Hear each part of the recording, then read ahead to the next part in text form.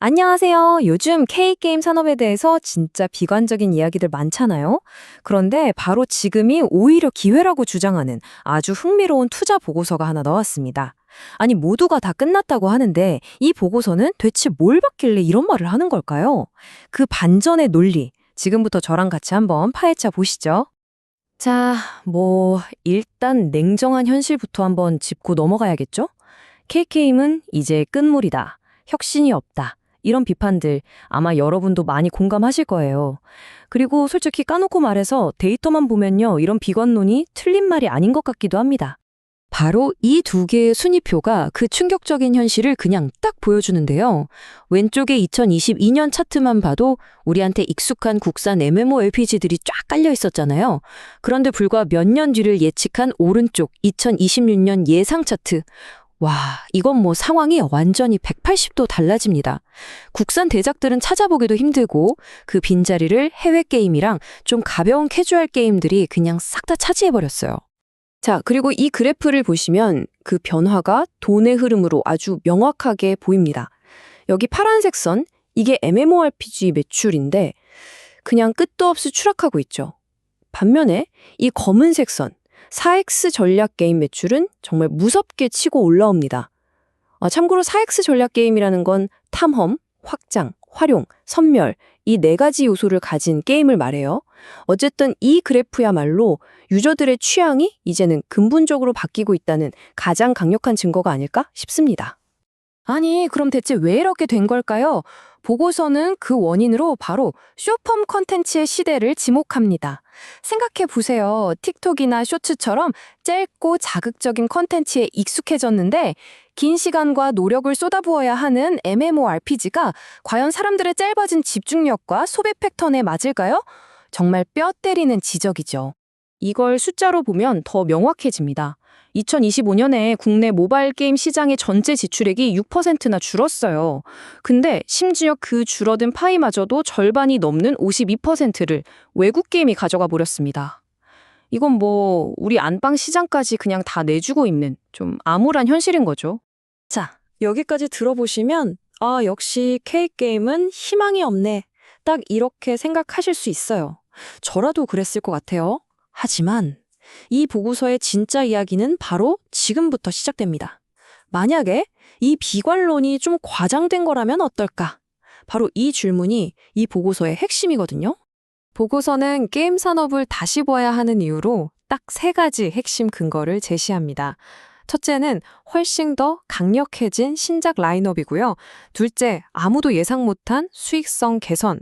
그리고 마지막으로 시장이 불안할 때 오히려 빛을 발하는 방어주로서의 가치. 자, 그럼 하나씩 뜯어볼까요? 네, 첫 번째 희망의 근거는 바로 앞으로 나올 게임들입니다. 그냥 신작이 나온다, 이게 아니고요. 과거와는 퀄리티도, 방향성도 완전히 다른 게임들이 지금 준비되고 있다는 거죠. 사실 2025년 하반기만 해도요, 국내 시장을 노린 아이온2가 거의 유일한 기디작이었거든요. 좀 밋밋했죠. 그런데 2026년 라인업을 딱 보면 와, 이 무게중심이 완전히 글로벌 시장으로 확 이동한 게 보입니다.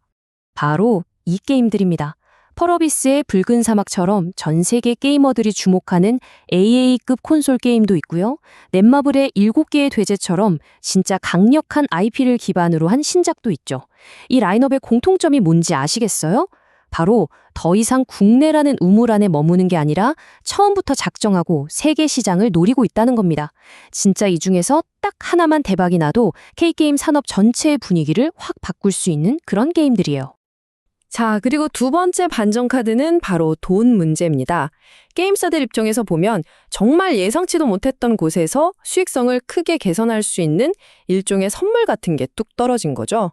그게 바로 앱스토어 수수료입니다.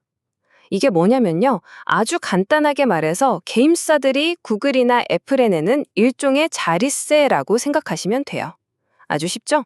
지금까지는요, 게임사들이 게임으로 번 돈의 무려 30%를 이 수수료로 내야 했어요. 1,000억을 벌면 300억이 그냥 나가는 거예요. 이거 진짜 엄청난 부담이었겠죠.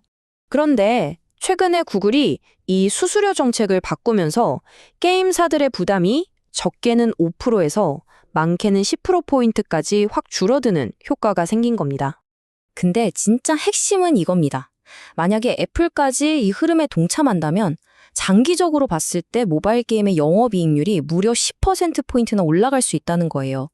여러분, 영업이익률 10%포인트는요, 그냥 회사의 체질 자체를 완전히 바꿔버릴 수 있는 어마어마한 수치입니다.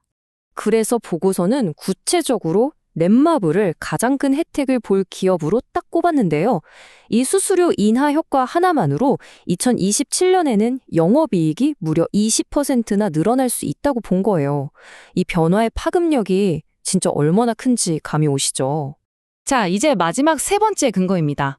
이건 게임 산업의 아주 의외의 모습인데요.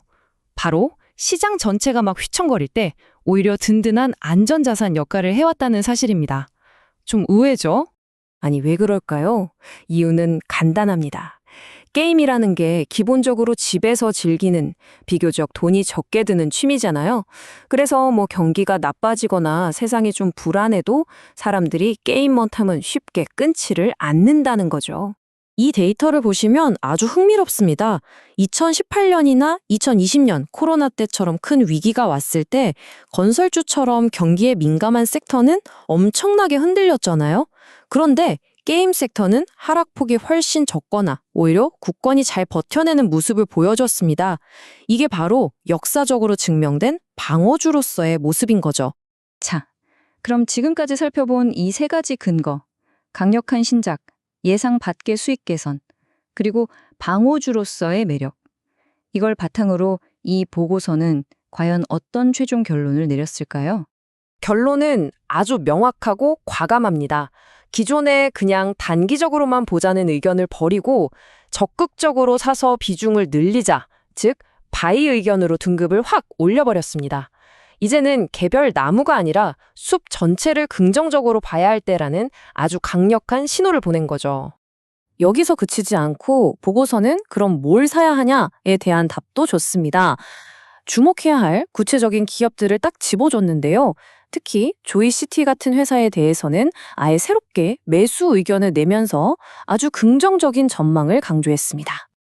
자, 새로운 글로벌 신작이라는 날카로운 공격 카드와 수수료 인하라는 든든한 방패를 모두 손에 준 한국 게임 산업. 모두가 게임 오버라고 외치는 지금, 과연 이들은 컨티뉴 버튼을 누르고 화려하게 부활할 수 있을까요? 오늘 준비한 내용은 여기까지입니다.